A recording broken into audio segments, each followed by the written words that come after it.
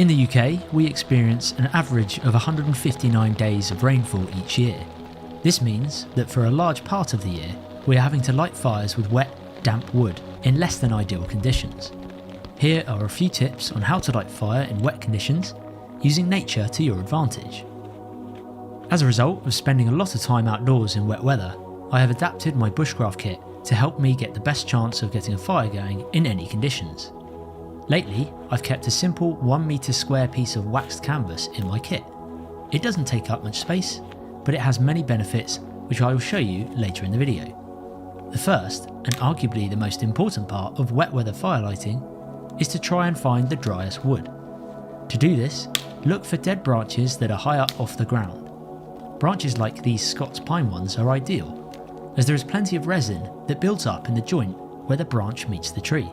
Picking sticks up that are directly on the ground is not really ideal, as much of the moisture from the ground will seep into the wood and it will take longer to dry out. That's not to say you can't get a fire going with it just means that you will need to spend more time processing it down to make a viable piece of kindling. Whilst this particular branch here looks like it has ideal twigs for kindling, they will have sucked up the moisture from the forest floor and will remain wet for a few days. It's best to choose twigs that are high and dry and about the thickness of a pencil. To check whether a stick is dry enough, it should snap cleanly as it breaks.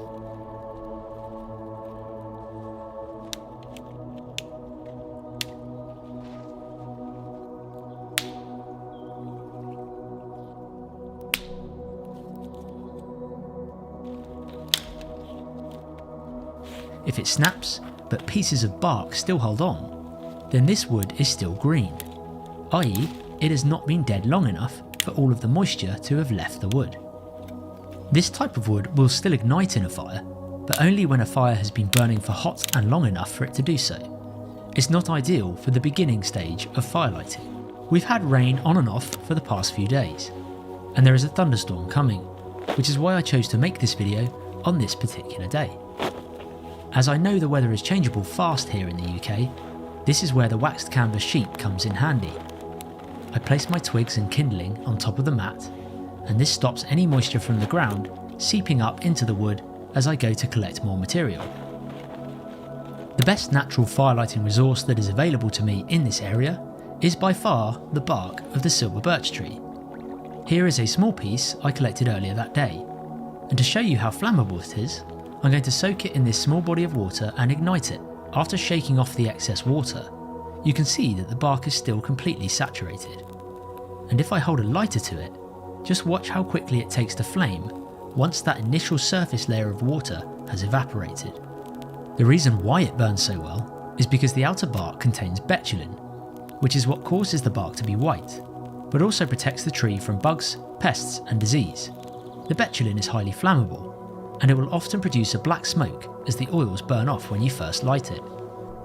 Whenever I see silver birch when I'm camping or out in the woods, I will always try and keep a small piece in my pack to stay dry for when I next need it for fire lighting. But what if you don't have birch bark near you? Well, you can still get a fire going, you just need to use a different method. Remember when I spoke about not using damp sticks from the forest floor? Well, sometimes you might have no other option. In this case, find the driest part of the wood and cut out a small section that is free of any knots or side branches. Ideally, it needs to be as straight as possible. Here you can clearly see these two pieces of wood I have cut are wet on the outside, but on the inside they're relatively dry. If we can expose this dry wood, then we'll have a much better chance of success for our fire. I split the wood in half by using my knife and another stick as a batten. Once it's split open, the wood is nice and white, which means it's dry. So despite the fact that wood looks wet on the outside, the bark is actually what keeps the inner wood dry.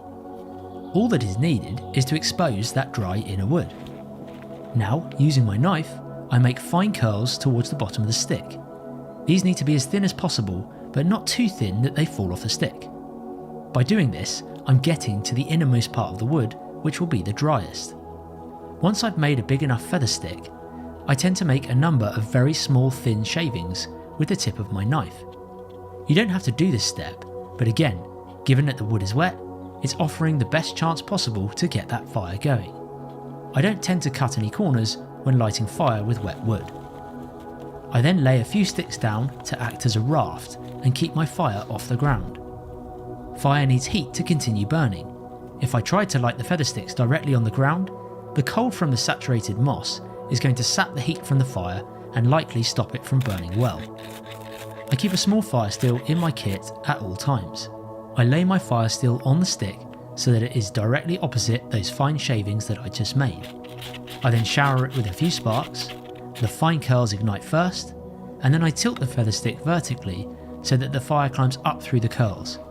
You don't have much time before the fire starts burning through the wood, and so I place a second feather stick on top to grow the flame.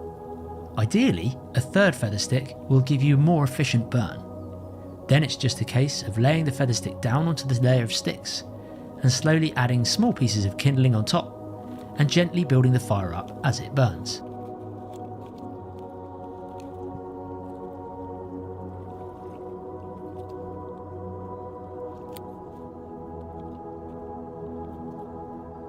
Another small item that I keep in my pack at all times is a lightweight tarp. This one is a 3x3 meter one by DD. I'll link to it below, but any tarp can be used to make shelter. I just opt for one that is very compact and small. If I know conditions are going to be wet, then often I will stuff my tarp in one of the side pockets of my backpack.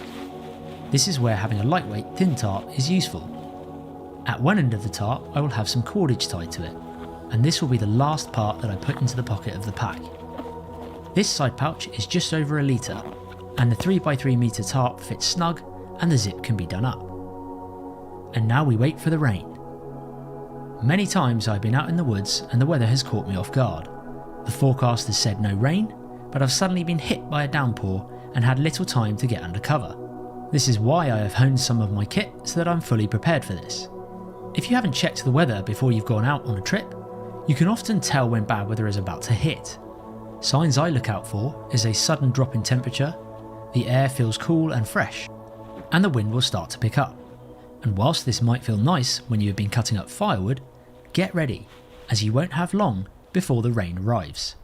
This is a weather front, and depending on the strength of the wind, you need to be ready to deploy a shelter quickly. And this is where my favourite tarp shelter comes in. Find a tree. Any tree will do, but preferably one that is sturdy. I pull the cordage out of the pocket and tie this corner of the tarp to the tree. I try and tie it as high as I can, as 3 meters will offer quite a bit of shelter, and the higher I tie this corner of the tarp, the steeper the angle will be to shed water. However, if you want more space underneath your shelter, then tie it around head height. Now I just use the weight of the backpack to pull out the remainder of the tarp. By keeping it inside the pocket like this, not only does it allow for quick deployment, but it also means that the tarp doesn't blow and flap around everywhere in strong winds. Now it's just a case of pegging out each tie-up point of the tarp, trying to keep the material as tight as possible. I can set this tarp shelter up in less than 3 minutes and have all my gear in the dry. To stop the kindling I have collected earlier from getting wet again, I just roll the wax canvas sheet across it and it keeps the rain off. Alternatively, I could put the kindling under my tarp, but then the ground under the tarp is already damp. With the firewood prepped and sorted and the gear dry, I then make some final adjustments to the tarp. You can see that even in this heavy rain, the water just runs off this waxed canvas sheet. I decided to leave it outside to see how dry it would keep the wood.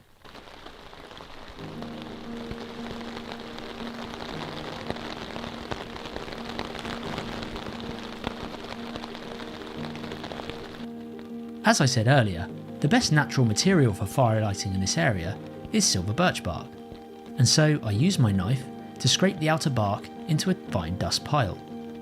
Just underneath the outer white layer is where the flammable oils of the bark are.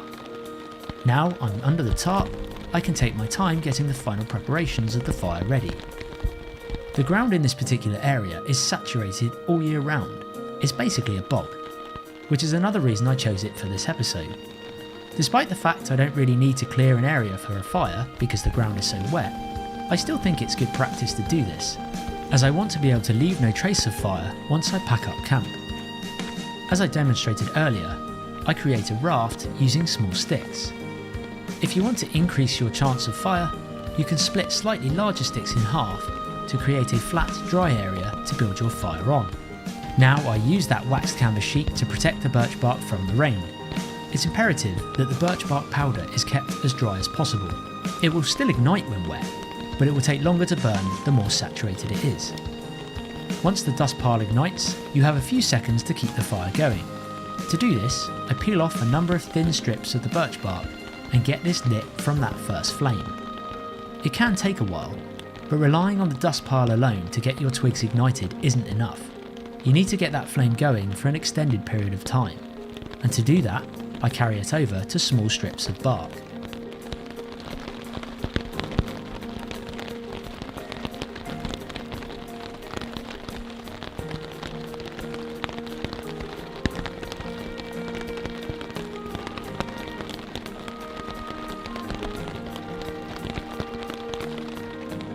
Once these small strips have a more established flame, then I lay the twigs down on top of it. You'll notice that I place the horizontal stick underneath the twigs before I lay them down.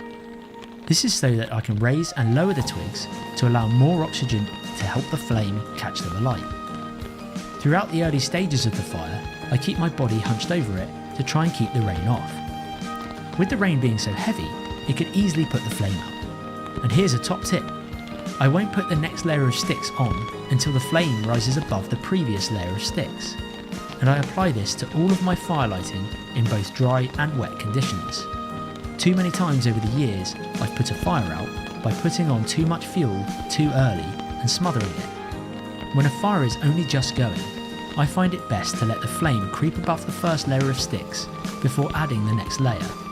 This allows the heat to build up at the base of the fire, as well as allowing more oxygen in. Once the flame is well established, then I don't have to hunch over it anymore, as the heat at the base of the fire is enough that providing I keep adding fuel to it, it won't go out. If your fire is still struggling at this point, then it doesn't hurt to add more oxygen by blowing into the fire. You only really need to do this at the beginning stages,